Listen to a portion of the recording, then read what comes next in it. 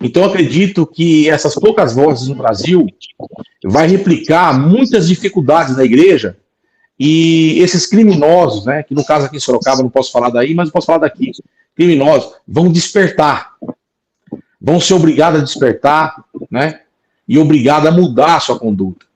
E a mudança da igreja, hoje não é assunto para isso, mas ela passa pelo estatuto, doutor Luiz Miguel. O estatuto da igreja hoje é um estatuto para criar rei, para criar corrupto, para criar ladrão, né? A igreja, ela tem que ter um entendimento que um estatuto bem feito, né, com eleições de 4 em 4 anos, não vitalícia, né, são coisas simples, né?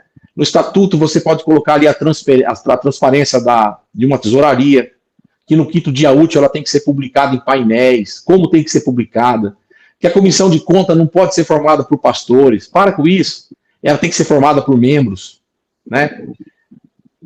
Por que membros? E trocada todo ano, para não viciar, não ser uma comissão com vícios. Para que você vá comprar um terreno, você busque uma comissão independente. Enfim, não é a hora. Mas eu estou esperançoso que a internet ela vai criar uma revolução e muitos que estão com a boca fechada vai abrir e o Brasil vai chacoalhar. Vai chacoalhar. Né? Os podres, eles não vão conseguir segurar em nada. Não tem aonde segurar mais. Vai cair igual jaca podre. E eu acredito ainda, queira os irmãos aí, eu acredito que tem pastores, presidentes temente a Deus. Tem. Eu acredito que tem pastores temente a Deus. E olha, que num período muito curto, não se aceite mais dentro de igreja nenhuma falta de transparência. Porque a transparência vai acabar com a corrupção. Jonatas, a minha pergunta pro pastor Hugo é: pastor Hugo, como é que foi os primeiros processos que levou o senhor a identificar esse desvio de 210 milhões? Vou repetir, gente. O pessoal que está chegando hoje aqui, a gente está entrevistando o pastor Hugo, viu? Pastor Hugo, eu tenho que apontar para o lado de cá porque minha câmera está espelhada. Tá. E o pastor Hugo está trazendo informações sobre esses desvios de conduta, comportamento, caráter. É impressionante. Pastor Hugo, como foi que o senhor detectou isso aí? Vamos lá. Quando eu cheguei e descobri o dinheiro, eu comecei a verificar os gastos do meu antecessor, né, de 2017. 1 milhão para lá, na casa, 300 mil para cá, aí começou a gastar também em 2018, utilizar o dinheiro, né? Na verdade, o pastor não pegava o dinheiro era dele. Sim. Né? Se você falar para um pastor presidente que tem essa conduta, que ele está roubando, isso é chovendo molhado. O dinheiro é dele. O dinheiro é dele, a igreja é dele, o templo é dele, tudo é dele. E a consciência também não pesa, porque é dele. Ele é o dono daquilo, ele é o rei. Né? E você vai falar um exemplo, o doutor Miguel, do salário que ele recebe, que ele está pegando dinheiro do salário dele. Então, né? E aí depois, pegando o gancho do vovô da Lapada, falando de continuidade de filhos, nepotismo, aqui o primeiro vice-presidente é filho do pastor presidente, né? Ele teve a coragem de autorizar o roubo de R$500 mil na construção do púlpito. Um púlpito custou 42 mil a mão de obra para fazer. Aí houve aditivos, foi para 140, que já é um absurdo, de mão de obra, o púlpito da sede. E em notas de papel de pão, de recibinho de papelaria, eu tenho 600 mil de nota de papel de pão que foi pago. 15, 8, 10, 12. Então, o primeiro vice-presidente, pastor Osmar Goulart, ele autorizou um diretor, um pastor diretor, que trabalhava na área de fornecimento, a roubar R$500 mil na construção do púlpito. Chega no meio do ano, eu chamo o pastor presidente e falo: pastor, ou o senhor retira esse pastor daqui, ou eu vou chamar a Polícia Federal para arrancar, porque eu não aguento mais ver esse cara roubar aqui dentro. Eles pegaram esse pastor rapidamente e mandaram para os Estados Unidos com a família. A igreja de Sorocaba sabe quem que é esse pastor, é um pastor diretor. Ainda que, né, Tem um ditado que fala que quem acha não sabe. Eu acredito que esse pastor não ficava com esse dinheiro.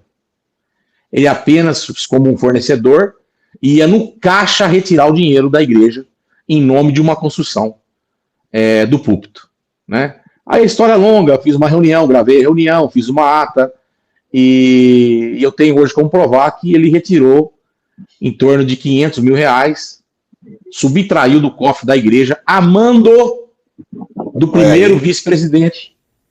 Aí, como esse crime ele começou em 2017, na vigência do ex-diretor, eu chamei o ex-diretor na sala do presidente, até um pouco engraçado, e contei para o pastor presidente o que estava acontecendo, né? E na verdade ele já sabia o que estava acontecendo. Eu descobri que tudo que eu contava para ele não era surpresa, porque ele já sabia de tudo, né? Eu contei para ele e ele perguntou quem autorizou. Aí eu virei para o Zeca, que trabalhava na tesouraria em 2018 comigo, mas ele tinha sido diretor 16, 17. E eu perguntei para o Zeca, falei, Zeca, você autorizou o Flávio levar 500 mil da igreja? Ou foi o Mazinho pro filho do pastor, presidente? Isso tem gravado. Aí ele falou, não, pastor Osmar, o seu filho que autorizou o Flávio levar os 500 mil da igreja. Né? Então nós temos um primeiro vice-presidente que autorizou um roubo de 500 mil do púlpito, um lugar santo ali dentro do templo da igreja. Então é esse aí que vai ser o sucessor da igreja. Tá? Pastor Osmar, ouvindo isso, ele pega a minha mão, coloca a minha mão em cima da mesa, isso gravado, ó, irmãos. Isso, viu, doutor Miguel? Eu tenho a gravação dessa cena. Ele pega a minha mão, coloca a mão dele em cima, pega do José Carlos do Zeca, põe em cima e fala, vamos jurar entre nós que ninguém vai ficar sabendo disso, porque eu vou resolver isso tudo. Isso tem gravação, tá? Isso tem. Aí ele resolveu, ele me expulsou minha família. Ele resolveu dessa forma. O filho dele continua como primeiro vice, mandando em tudo, mas o lugar que ele dirige, ele autorizou um roubo de 500 mil reais. Eu tenho todas as notas de cada centavo que foi retirado dali, e eu tenho a reunião em áudio gravada por esse pastor que está nos Estados Unidos, esse diretor, dizendo quanto que foi o contrato, e estava querendo pegar um pouco mais de dinheiro em cima do contrato, achando que eu não sabia quanto que eles já tinham recebido. Tá? Então, irmão Pedrosa, mediante esse dinheiro todo, e eu entendendo um pouquinho de fluxo financeiro e contabilidade, eu tinha uma coisa comigo, a declaração de imposto de renda tem que me contar isso.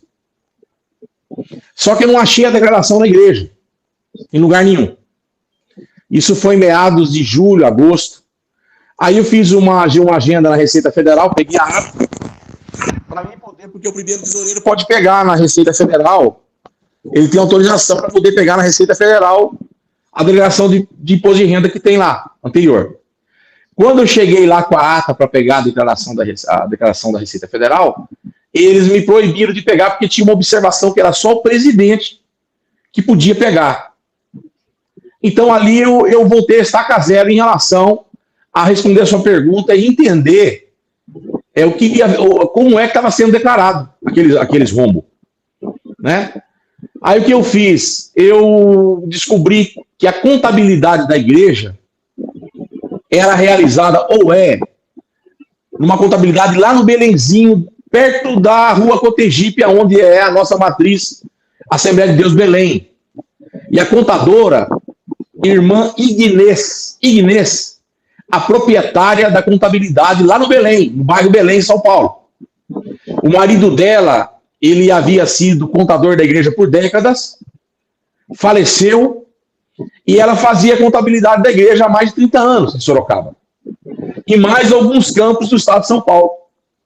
Eu descobri aonde era, fui lá sem autorização, mas como tesoureiro da igreja, pode ter acesso legalmente. Fiz ali uma reunião com ela, havia uma dívida da igreja com a contabilidade dela, fiz o acerto para pagar. Conversei com ela, ela me deu uma aula de como sonegar a receita, como receber fiscal na igreja, isso gravado, 1 hora mais ou menos de gravação, né? Me explicando que quando chegasse o fiscal, era para levar o fiscal para o departamento infantil, que não era para utilizar jamais o computador dentro da igreja, era para utilizar cadernos, né? Para não ser passivo de fiscalização. Ela me deu uma aula de como sonegar, né? E no final dessa reunião, ela falou, pastor Hugo, tem uma caixa aqui que o senhor precisa levar para Sorocaba, que faz tempo que eu preciso levar para lá isso. E Deus colocou na minha mão todas as declarações da igreja de 2007 para frente, todos os balanços forjados. As entradas reais eu já tinha do sistema da igreja. Então foi só fazer a conta. Entrada real, né? A diferença da entrada real do ano com a declaração de imposto de renda e o balanço forjado, que nós chegamos a esse número de mais de 200 milhões de reais. Apenas 2016, 2017, 16 e 17, uma sonegação de 42 milhões de reais, com o Zeca na frente da tesouraria da igreja de Sorocaba. Então, aí a conta fechou. A declaração anual em torno de 20 milhões, entrada real 20 milhões, declaração de 3, 4, e aí eu descobri como que era as entradas e como é que escondia essa bagunça toda aí. E só para apimentar aqui mais ainda, e todo o desfecho, pastor Hugo, como é que ficou? Depois que o senhor denunciou isso aí, quais foram os desdobramentos depois que o senhor chegou e disse, ó, tá faltando isso aqui no caixa da igreja, cadê? O primeiro passo foi tentar resolver com o pastor durante o ano, a vigência de 2018. Foi um ano muito difícil, né? Foi um ano muito difícil. Chegou a passar períodos de 15 dias sem nenhum funcionário. Todos os funcionários da administração não conversavam comigo. Eu chegava na administração, tinha 3 ou 4 caixas, tinha mais o gerente financeiro, tinha mais o segundo tesoureiro, tinha conjugado a secretaria, e você pega aí 10, 12 pessoas que trabalhavam junto com você, bebendo água encostado em você, 2, 3 semanas sem nenhum da paz do Senhor para você. Para ver se eu renunciava. Então eu chegava na igreja, ia embora e ninguém me dava a paz do Senhor. Aí de repente começavam tudo junto me cumprimentar. Tinha um maestro tocando a banda da humilhação. Então primeiro eu conversei com o pastor para a gente poder resolver, né? Ele não entendeu. Aí no final do ano, e fui informando os 2 advogados da igreja, o genro dele também é advogado, né? Sentei com o genro dele 1 hora, quando sentei com ele, falei, pastor, eu vou fazer para o senhor denúncias, coloca o celular em cima da mesa e grava, porque é muita coisa, o senhor vai esquecer. Eu preciso de socorro, né? E na ocasião, o genro dele, 3º vice-presidente, advogado da igreja, pediu socorro, ajuda, nada aconteceu. O advogado titular da igreja, secretário, o pastor Mário Hager, também pediu ajuda, nada aconteceu. E dia 5 de janeiro eu fui destituído do cargo. Dia 7 de janeiro eu fui no Belém pedir socorro. Eu fui no Belém e fui alegre. Falei, opa, agora meu problema vai ser resolvido, né? Fui com a pastinha no Belém, fui atendido na parte da manhã pelo pastor José Wellington Bezerra da Costa. Pouco mais de 40 minutos ali na sala com o pastor José Wellington, um pastor amigo. Me recebeu muito bem, foi muito educado. Viu alguns vídeos, áudios. Coloquei documentos na mesa dele. No final da reunião, ele falou para mim que eu estava complicado e eu precisava orar e tomar uma decisão para resolver os meus problemas aqui em Sorocaba. Bom, vamos lá. Eu tenho 2 coisas a falar sobre isso. A primeira é que em momento nenhum, o doutor Luiz Miguel me proibiu de trabalhar em prol da solução dessa questão. Eu tenho que pontuar que o pastor José Wellington, pai, em momento nenhum ele proibiu eu de resolver essa questão. Ele mandou eu orar e resolver. Mas, por outro lado, eu voltei muito triste muito chateado, porque eu não achei justo um pastor novo iniciando o ministério com uma demanda tão grande, né? Com um rombo tão grande, com 60 mil membros sendo enganados em Sorocaba, mandar um pastor voltar para casa e não ter feito uma cariação, não ter me mandado para o jurídico para poder apreciar as provas e não ter feito nada em relação a isso. Então eu voltei para minha casa muito triste, porque eu não tive esse resguardo da Confradesp nem da CJDB, né? E não tive e não tenho até hoje. Mas, presbítero Pedrosa, todos os caminhos eclesiásticos, eu caminhei como mendigo procurando ajuda. Procurei ajuda com os ex-diretores financeiros, procurei ajuda com os pares, pastores ali mais maduros, próximos. Procurei ajuda com um grupo de mais de 300 pastores. E a ajuda que eu tive, que eu não posso jamais ser ingrato. Deus, ele nunca me abandonou. A minha esposa estava há 12 anos querendo engravidar. 12 anos sem tomar remédio. Nós ouvindo da medicina que ela jamais poderia ter filhos. Eu tinha um filho só então. E nós marcamos para o meio do ano de 2018, um médico de reprodução humana. Nós relutamos muitos anos. Ora ela queria, ora eu não queria, procurar uma medicina de reprodução para nos ajudar para ter mais um filho. E nós marcamos essa consulta em 2018, no ano o barco quase virando, o irmão Josué. As ondas batendo e o barco vira, não vira. E faltando um mês para nós irmos na medicina de reprodução humana, que já estava marcado. Faltando um mês. Eu cheguei em casa e minha esposa estava chorando que ela estava grávida. Então, no meio dessa tempestade, Deus olhou e falou: homem nenhum vai colocar a mão. O milagre quem vai fazer sou eu. Amém. Então eu não posso jamais dizer que eu fui abandonado, minha família foi abandonada, de forma alguma.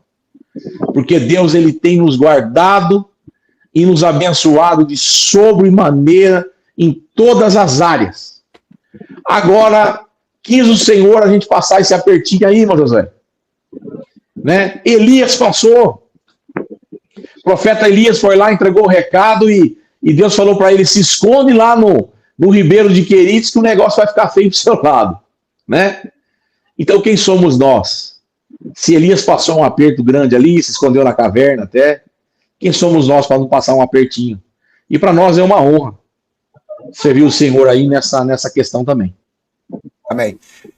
Vê só, a gente já vai para 2 horas de live, tá certo? Eu gostaria de encerrar aqui a live e deixar os irmãos abertos a comentar essa situação que a gente vive na Assembleia de Deus, que eu já falei até no podcast que eu estive no podcast do Dr. Luiz Miguel, juntamente com o Josué, e a gente falou sobre essa questão de a Assembleia de Deus está virando uma seita.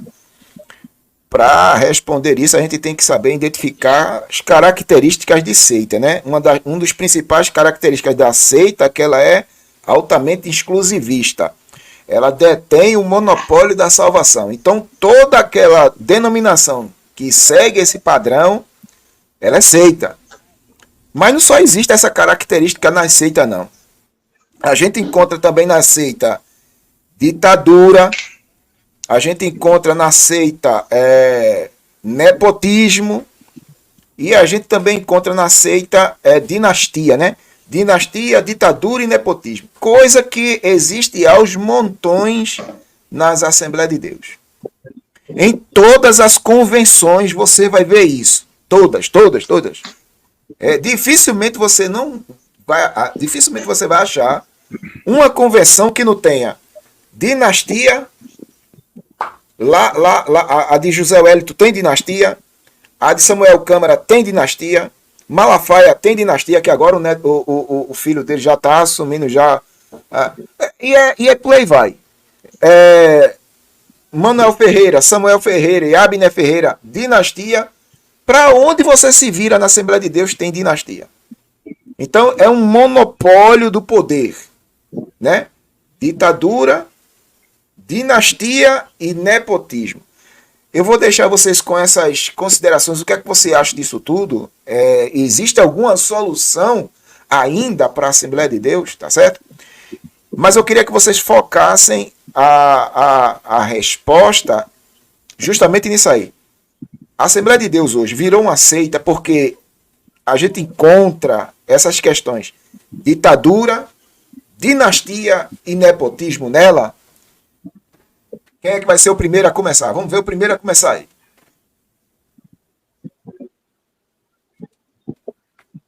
Tá sem áudio, doutor. Tá sem áudio, doutor Luiz. Eu abri aqui. Pronto, eu estou dizendo que eu vou ser o primeiro, porque eu vou ter que sair, que eu tenho uma audiência amanhã logo cedo. Aí preciso me recolher para amanhã estar de pé logo cedo. Eu posso dizer que a Assembleia de Deus não é só uma seita, é um antro de malfeitores e posso dizer até de bandidos, a grande maioria. Tem as suas exceções, lógico, mas a grande maioria eu posso reputar como bandidos da fé. São estelionatários da fé. Isso sem medo de errar pelo histórico deles, de norte a sul do Brasil. Então, a Assembleia de Deus, há muito tempo, eu não posso dizer que é há pouco tempo, há muitos anos, que vem sendo um antro de bandidos, um bando de estelionatários da fé. É hoje o que representa a Assembleia de Deus no Brasil, de canto a canto. Inclusive, ultimamente, vimos aí uma denúncia do pastor Cícero Canuto de Lima, da forma como o Wellington conseguiu a direção da igreja. Então, isso não é pouco, isso é um crime o que ele praticou, tá certo? Aqui em Pernambuco houve compra de votos, em outros ministérios também. Então, a gente vive cercado por bandidos da fé. Essa é a minha palavra e eu não retroajo desse meu pensamento. São verdadeiros bandidos sanguessugas que vivem dos dízimos e ofertas. Essa é a minha palavra. Eu agradeço a todos, que eu vou dar uma saída. Mas pode falar, Pedro. Já deixe as suas considerações finais, doutor Luiz Miguel. Pronto, eu quero agradecer imensamente ao pastor Hugo, ao vovô da Lapada, que foi brilhante aqui nas suas considerações. Josué, que é meu parceiro aqui em Pernambuco também. O nosso irmão Pedrosa, que é uma voz aqui também no nosso estado, a pregar e a denunciar esses abusos praticados aí por esses pastores bandidos. Eu não só reputo aqui em Pernambuco, eu me refiro a pastores de canto a canto do Brasil. Infelizmente, de canto a canto do Brasil, a gente vê inúmeros crimes praticados por ele, inúmeros abusos, e, infelizmente, os devotos desses pastores continuam e vão continuar sustentando esse sistema de pagamento de dízimos, pagamento de ofertas, exatamente para manter esses bandidos em suas respectivas igrejas. A verdade é essa. Não existe evangelho, não existe fé, não existe nada. Só existe, sim, a captação de dinheiro. O dinheiro é o alimento deles. São verdadeiros cães gulosos. Nunca vão se fartar de dinheiro. Quanto mais recebem, mais querem e vão continuar assim. Que pena é que no caixão não tem gaveta para se levar dinheiro. A pena é essa, mas com certeza a morte é uma democracia constante e vai levar o grande e o pequeno. Ninguém vai fugir da morte, que ela é democrata. Vai o grande, vai o pequeno, vai o rico, vai o pobre, todos vão. Agora, esses que estão juntando tesouros aqui, não vão levar para onde? Não tem como levar. O caixão não vai ter gaveta, infelizmente. Josué, e aí, Josué? Ditadura, nepotismo, dinastia, como é que está a situação, hein, Josué? É tudo isso, amigo Pedrosa, e mais alguma coisa. Mas eu queria só fazer um quadro comparativo aqui, e já fazendo as minhas considerações finais. A igreja de Sorocaba,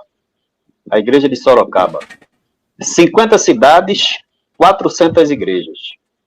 Houve todo esse volume de dinheiro transitado ilegalmente, sem prestar conta, né, aplicado de uma maneira totalmente indevida, irresponsável, inapropriada. Então, 50 cidades. Aqui são 185 cidades, em Pernambuco. Pastor Hugo disse que são 380 igrejas lá. Aqui, segundo informações do gestor presidente ao Ministério Público, são 1.300 templos só na capital. Acredito que é a capital e regiões metropolitanas. Pastor Hugo disse 60 mil membros. Gerou todo esse volume de recursos. Aqui, o gestor presidente disse, em audiência, que são 1,5 milhão de membros. Daí fica para que a gente reflita a razão pela qual o gestor presidente perde na justiça para que preste conta das entradas e saídas da igreja por 5 anos, contrata 2 escritórios de advocacia caríssimos, recorre em segunda instância, apelando para não ter a obrigação de prestar contas. Eu queria agradecer imensamente ao pastor Hugo, dizer que isso é uma oportunidade para que os crentes despertem para a realidade, porque não se brinca de crente, não se brinca de igreja. Jesus deixou o exemplo, os apóstolos deixaram o exemplo. O vô da Lapada falou uma coisa aqui singular, didaticamente, muito simples, é o beabá para que a gente entenda o que está ocorrendo. Você conheceu as mulheres dos apóstolos? Não. Você conheceu algum filho de apóstolo que sucedeu na direção da igreja? Não. E eu quero falar que essas convenções, a CGADB, o pai, depois de mais de 30 anos na presidência, deixa o filho. Aqui em Pernambuco, 26 anos, e o filho, vice-presidente, primeiro secretário, mulher diretora, filha. Então, o povo está brincando de ser crente. E o que nós estamos fazendo aqui para encerrar, eu acho que, ainda que não sejamos entendidos, mas estamos aqui a favor da verdade e a favor do evangelho genuíno de nosso Senhor e Salvador Jesus Cristo. Eu agradeço também a você, Pedrosa, por proporcionar essa live, não é? Agradeço aqui ao pastor Eduardo Silva, ao nosso irmão Aldo e ao vovô da Lapada aí, doutor Miguel, e que mais vezes nos reunamos para tratar de assuntos tão relevantes. Amém. Vovô da Lapada, deixe suas considerações finais aí na live. Amém, meu irmão, amém. Para começar, Jesus pagava imposto e não pagava dízimo. Nunca pagou. Isso. Não conheço um dizimista no Novo Testamento, só se vocês conhecem, não conheço um dizimista. O grande mal do dízimo nos últimos anos, que já foi uma bênção lá no passado, quando a igreja era pobre, quando os pastores passavam aperto. Hoje não, dízimo é sinônimo hoje de fracasso. Outra coisa, a fila de pastores que estão indo para o inferno é muito maior do que a fila que está indo para o céu. Se é que vai para o céu, que eu estou lhe falando desse negócio de céu. Eu sou bem invocado com esse negócio de céu. Está entendendo? Porque a gente vai pregando céu, depois a gente perde até aquele interesse daquele céu que eles pregam. Então, outra coisa, na igreja católica tem ladrão, na Assembleia tem. Na igreja católica tem estuprador, na Assembleia tem. Na igreja católica tem mentiroso, na Assembleia tem. Na igreja católica tem ídolo que não anda, na nossa tem ídolo que anda. Na igreja católica tem ídolo que não rouba, na nossa tem ídolo que rouba. Então, mais parece uma seita a Assembleia do que a católica. E tirando a idolatria de dentro da igreja católica, a nossa igreja é ligeiramente pior. Agradeço a minha oportunidade, forte abraço a todos, em nome de Jesus. Obrigado, Pedrosa. Obrigado, meu pastor. Ele foi direto mesmo no cerne da questão. Tem mais idolatria. Se brincar, tem mais idolatria dentro da igreja evangélica Assembleia de Deus do que na igreja católica, irmão. Muito mais. Se idolatra cantor, se idolatra pastor, se idolatra a placa da igreja, se idolatra a convenção, se idolatra tudo. E os ídolos de lá não roubam. Os ídolos de lá não roubam. Os daqui roubam. São atuantes. infelizmente, a gente está andando para essa direção. Pastor Hugo, deixa aí as suas considerações finais. Se quiser falar um pouco sobre essa questão das ditaduras, nepotismo, dinastias, que tem muita, fica à vontade aí, viu? Irmão Pedrosa, eu apesar de viver aqui uma situação muito difícil, apesar de viver com pessoas, líderes corruptos, por que não dizer ladrões, que não se arrependeram, né, tiveram a oportunidade, têm a oportunidade de se arrepender, não se arrependeram. Apesar de saber que grande parte dos pastores de Sorocaba recebe uma miséria, um salário de fome, apesar de saber que o danoninho da mesa dos meus companheiros missionários aqui de Sorocaba foi tirado, apesar de saber que a corrupção sujou o nome de muitos pastores em Sorocaba, que eles pagam o açougue e devem a padaria, paga a padaria e deve a farmácia, tem grande dificuldade em pregar. Eu conheci nomes, porque o nome está sujo, porque recebe um salário de fome, porque a corrupção acabou com o salário deles. Apesar de ter obreiros, que os filhos desviaram ao longo dessa caminhada aqui em Sorocaba, por ver o pai sofrer e não poder falar nada. Filhos que talvez até morreram, perderam a salvação por causa de revolta. A corrupção aqui em Sorocaba, ela destruiu muitos sonhos. Aqui uma alma aceita Jesus, embriagada, não tem um lugar para levar ela para ela ser curada.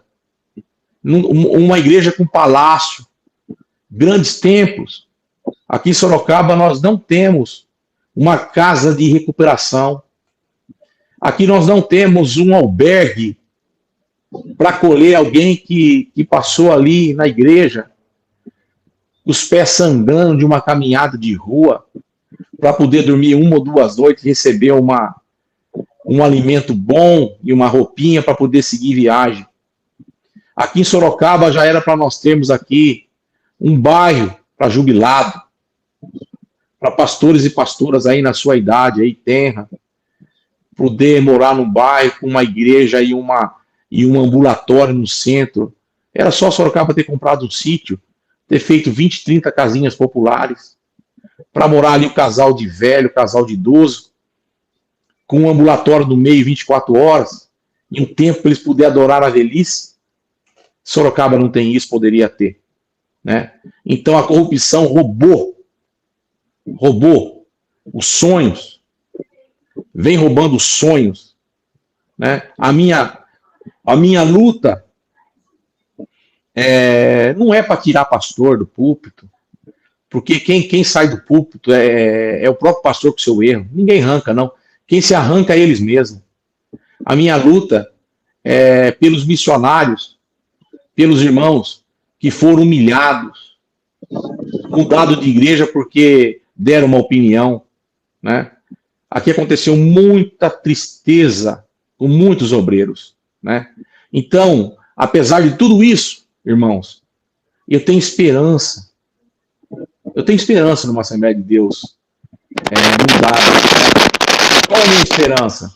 A minha esperança é a internet. Né? Não sei se vocês perceberam, mas muito rapidamente a igreja está se agrupando. Né? Está sendo muito mais fácil você denunciar através de um e-mail. A pessoa não tem a voz, mas ela vai contar o caso com o Zaio, por irmão Josué, por irmão Pedrosa. Né? Então eu acredito que essas poucas vozes no Brasil vai replicar muitas dificuldades da igreja, e esses criminosos, né, que no caso aqui em Sorocaba não posso falar daí, mas eu posso falar daqui, criminosos vão despertar, vão ser obrigados a despertar, né, e obrigados a mudar a sua conduta. E a mudança da igreja, hoje não é assunto para isso, mas ela passa pelo estatuto, doutor Luiz Miguel. O estatuto da igreja hoje é um estatuto para criar rei, para criar corrupto, para criar ladrão. Né? A igreja ela tem que ter um entendimento que um estatuto bem feito, né? Com eleições de 4 em 4 anos, não vitalícia, né? São coisas simples, né? No estatuto você pode colocar ali a transparência de uma tesouraria, que no 5º dia útil ela tem que ser publicada em painéis, como tem que ser publicada, que a comissão de conta não pode ser formada por pastores, para com isso, ela tem que ser formada por membros, né? Por que membros? E trocada todo ano, para não viciar, não ser uma comissão com vícios, para que você vá comprar um terreno, você busque uma comissão independente, enfim, não é a hora, mas eu estou esperançoso que a internet ela vai criar uma revolução e muitos que estão com a boca fechada vai abrir e o Brasil vai chacoalhar, né? Os podres, eles não vão conseguir segurar em nada, não tem aonde segurar mais, vai cair igual jaca podre. E eu acredito ainda, queira os irmãos aí, eu acredito que tem pastores, presidentes temente a Deus. Tem. Eu acredito que tem pastores temente a Deus. E olha, que num período muito curto, não se aceite mais dentro de igreja nenhuma falta de transparência. Porque a transparência vai acabar com a corrupção. E esse cargo de presidente, muito em breve, ele não vai ser almejado, não. Né? Hoje é almejado porque você ganha muito, trabalha pouco, não faz nada, você põe outros para trabalhar. Mas na hora que você tiver que assumir, não o cofre, mas as responsabilidades, eu acredito que o povo aí vai pensar 2 vezes antes de sentar numa cadeira de presidente. Acredito também que o Ministério Público, muito em breve, vai criar critérios de auditoria dentro das igrejas. Né? É uma vergonha, mas o Ministério Público precisa auditar. Ele precisa auditar para que a igreja avance mais, né? E faça mais, e que tudo isso que nós fizemos hoje possa resultar em novas ações no futuro, em ganhos de milhares e milhares de almas, em nome do Senhor Jesus. É para isso que nós estamos aqui. Eu agradeço o irmão Pedrosa por essa porta aberta. E vamos fazer mais, viu? Vamos fazer mais, viu? Amém. Agradeço o irmão Josué, agradeço o irmão pastor Antônio, né? Vovô da Lapada. Agradeço pelas aulas aí do nosso doutor Luiz Miguel. Agradeço vocês, peço a oração de vocês, né? Amém. Para que vocês não esqueçam do pastor Hugo aqui, da família dele, para que o Senhor continue dando para nós saúde, vigor, e não falte a alegria, o sorriso nos nossos lábios. Amém. Né? No dia a dia. Amém? Amém. Muito obrigado por tudo. Antes da gente encerrar, o senhor estava falando que tem esperança de que pessoas sérias, e ainda existe gente séria, eu só queria mostrar isso aqui, ó. Eu acredito que, como a gente falou aqui, né, não vai pagar a todos. A gente não generalizou a coisa aqui. Sim, eu vi. A minha fala, a fala do pastor Hugo, doutor Luiz Miguel, Josué Augusto e o pastor Antônio, ninguém generalizou aqui. A gente acredita que ainda existe gente séria. E para provar isso, eu gostaria que os irmãos vissem esse vídeo aqui, é rapidinho. Veja esse vídeo aqui, irmão. Olha para aí. Eu tenho uma crítica! Assembleia de Deus no Brasil, 110 anos. Era para ter uma televisão ensinando a verdade evangélica ao povo. As casas dos pastores brasileiros da Assembleia de Deus são mansões. A igreja, farrapo. Cresça o meu reino, o reino de Deus se acabe. Hoje nós estamos sofrendo as consequências da apostasia, porque Deus nos deu destinação na nossa mão e a gente procurou ficar rico primeiro nós, e que se dane o reino. As melhores casas desse país são dos pastores presidentes. A igreja é um farrapo de madeira, de pau. E agora nós estamos perdendo para o diabo. Não temos universidades, não temos colégio para crianças. Nossos filhos aprendendo que não presta nas aulas. Recebi distante uma mensagem de um filho, uma criança endemoniada. É o diabo dizendo: você é mulher. Para a menina, você é homem. As crianças estão perturbadas porque a igreja católica e a igreja evangélica falhou. Nós somos responsáveis pela apostasia que está nesta nação. Porque nós queremos dinheiro, queremos posição. Nenhum pastor nesse Brasil tem coragem de ser funcionário de uma empresa, porque ele não pode ser o dono do dinheiro da empresa. Ele quer uma igreja porque ele pode ser o dono da igreja e o dono do dinheiro da igreja. Estou há 40 anos pregando o evangelho, ando num carro da igreja, um carro popular. Mas basta você se tornar apóstolo, discípulo, não sei de quê, com 10 anos de Cristo, você já é um grande pastor e já tem carros e mansões para morar. Você não sabe por quê? Porque o erro predomina. Tem muito mais mal na terra do que o bem. Só que quem vence no final é o bem. Nós estamos apostatando da fé. Damos trabalho na igreja. Somos insubmissos. Somos relapsos. Somos revoltados. Somos zangados. Se você faz parte de um partido e não comungar com o partido, você é expulso e você não diz nada. Se faz parte da igreja, você quer mandar na igreja, mandar no pastor, mandar no cargo. É insubmisso, é desobediente. Aqui não quer. Comigo é assim, comigo é assim, comigo é assim. O que, rapaz? O dono da igreja é o Senhor. O pastor não é dono da igreja, o presbítero não é dono da igreja, o músico não é dono da igreja, o cantor não é dono da igreja, a cantora não é dono da igreja, o diácono não é dono da igreja, o zelador não é dono da igreja, a igreja é do Espírito Santo de Deus. Nós estamos apostatando da fé com os... Amém? A igreja é do Espírito Santo de Deus. Né? Isso é um pastor assembleano. Ainda existe luz no fim do túnel. Eu creio nisso. Viu? Ainda existe luz no fim do túnel. Tá entendendo? A minha oração é que alguma coisa ilumine na mente dessas pessoas para que essas pessoas vejam o buraco que elas estão entrando. Tá entendendo? Gente, eu quero aqui agradecer a todos vocês que participaram da live, viu? Manter as portas abertas, tá certo? As pontes abertas para a gente estar sempre aqui, não combatendo pessoas. Não é isso? Eu já falei várias vezes nos podcasts que a gente foi com o Dr. Luiz Miguel, o Josué Augusto, a gente sempre toca nessa tecla. A gente não está combatendo pessoas aqui. A gente está combatendo desvios de conduta e de finalidade. Essa frase eu aprendi com o Josué, o mestre Josué, viu? Essa frase eu aprendi com o Josué. Então a gente combate desvios de conduta e de finalidade, irmão. Não está com a finalidade original. Se desviou da finalidade original. É por isso que hoje a gente perdeu as características da Assembleia de Deus. Não é mais a Assembleia de Deus, que nem o pastor Antônio falou aí. Não é mais a Assembleia de Deus, irmão. Tá entendendo? Perdeu suas características. Olha, se você... Eu fiz um vídeo aqui, viu, pastor Hugo? Se você der um Google aí, dê um Google aí, e digite assim, escândalo na Assembleia de Deus, irmão, vai aparecer uma grade que parece que não tem fim. Eu fiquei com o mouse assim, rodando, e foi descendo, escândalo lá, escândalo cá, e o mouse descendo, escândalo lá, escândalo cá, e o mouse descendo. Não é brincadeira minha não, tá na internet, veja aí. Dê um Google aí, escândalo na Assembleia de Deus. Digite aí, veja. Não tô brincando não. E eu fiquei com o mouse, Dr. Luiz Miguel, descendo, e parece que o poço não tem fim não, é lá embaixo. É impressionante. Então, a instituição, infelizmente, perdeu características de seita. Perdeu características de assembleia, virou seita, né?